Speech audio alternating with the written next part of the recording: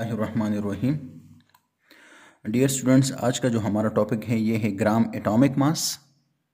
अब देखिए, पिछले टॉपिक्स में मैंने आप लोगों को एक्सप्लेन किया था एटॉमिक मास के बारे में।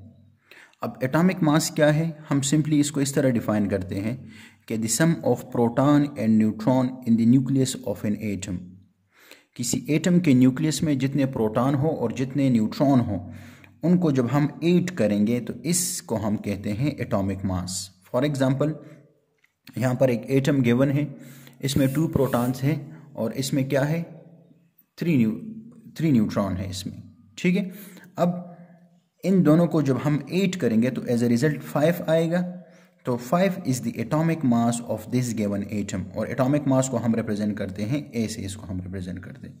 ठीक है, अब देखिए ये है एटॉमिक मास। फॉर एग्जांपल, अब सोडियम है, इसका एटॉमिक मास 23 है, और इसी तरह हाइड्रोजन, इसका एटॉमिक मास 1.008 AMU है। कार्बन का एटॉमिक मास जो है वो है 12 AMU। अब देखिए ये एटॉमिक मासेस हैं ऑफ डिफरेंट एटम्स। अब ग्राम एटॉमिक मास क्या है, तो ग्राम एटॉमिक मास का डिफिनीशन किस तरह है कि when we represent atomic mass in grams, जब हम एटॉमिक मास को ग्राम में रिप्रेजेंट करेंगे तो इसको हम कहते हैं ग्राम एटॉमिक मास। किस तरह, देखिए सोडियम का एटॉमिक मास है 23 AMU। नाउ अगर इस 23 को मैं लिखूंगा 23 ग्राम, इसके साथ मैं लगाता हूँ 23 gram. So this is the gram atomic mass of sodium. तो ये सोडियम का ग्राम एटॉमिक मास हो जाएगा। सिमिलरली हाइड्रोजन का एटॉमिक मास है 1.008। तो अगर मैं इसको लिखूंगा 1.008 ग्राम, तो ये 1.008 हो जाएगा ग्राम atomic mass of hydrogen. Similarly carbon का एटॉमिक मास है 12 AMU। अब इस 12 के साथ जब अगर हम लगाएंगे ग्राम, तो ये हो जाएगा ग्राम एटॉमिक मास ऑफ कार्बन। तो देखिए ग्राम एटॉमिक मास को असल में हम कहते हैं मोल, जो कि आप ऑलरेडी आप लोगों में वो डिफाइन कर चुके व्हाट इज मोल। तो ग्राम एटॉमिक मास इस तरह इस तरीके से इसको हम एक्सप्लेन करते हुए, इसी तरह आप लोगों ने इसको एग्जाम्पल के साथ आप लोग इसको एक प्रॉपर तरीके से लिख ले, तो ये आप लोग इसको इस तरह एक्सप्लेन कर सकते हैं। ठीक है, अब एक और पॉइंट है that is known as gram molecular mass. अब ग्राम मॉलिक्यूलर मास क्या है, देखिए मॉलिक्यूलर मास आप लोगों को पिछले टॉपिक्स में मैं एक्सप्लेन कर चुका हूं कि मॉलिक्यूलर मास क्या है। किसी भी मॉलिक्यूल्स में जितने एटम्स होंगे, उन तमाम एटम्स के एटॉमिक मास को जब हम ऐड करेंगे, किसी भी मॉलिक्यूल में जितने भी एटम्स होंगे, when we add the atomic masses of all the atom, this is known as molecular mass. For example, we have 2 atoms, water molecule and methane, CH4. This is methane gas and this is water.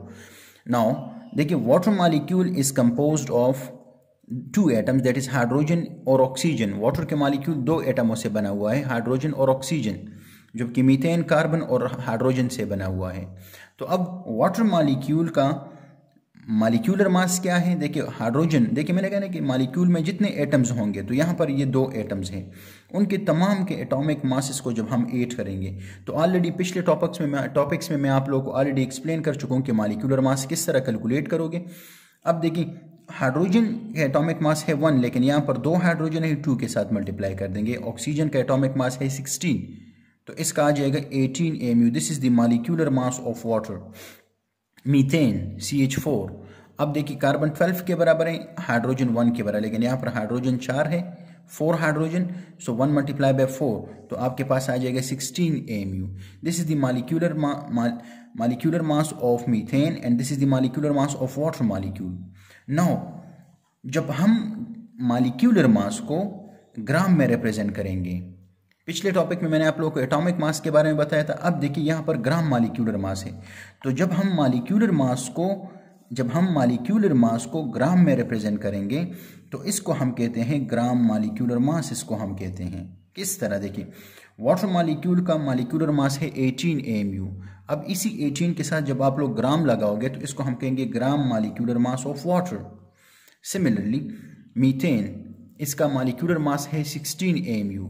16 के साथ जब हमने gram लगा दिया, then it will be known as gram molecular mass of methane. ठीक है, तो ये तरीका है जब भी आप लोग किसी भी चीज़ को मॉलिक्यूलर मास से ग्राम मॉलिक्यूलर मास में कन्वर्ट करेंगे, या एटॉमिक मास को जब आप लोग ग्राम में कन्वर्ट करोगे तो इसको हम कहेंगे एटॉमिक मास, या इसको हम क्या कहेंगे, इसको हम कहेंगे ग्राम एटॉमिक मास, और इसको हम कहेंगे ग्राम मॉलिक्यूलर मास, इसको हम कहेंगे। ठीक है, और अब याद रखें एक पॉइंट यहाँ पर अपने साथ कि ग्राम एटॉमिक मास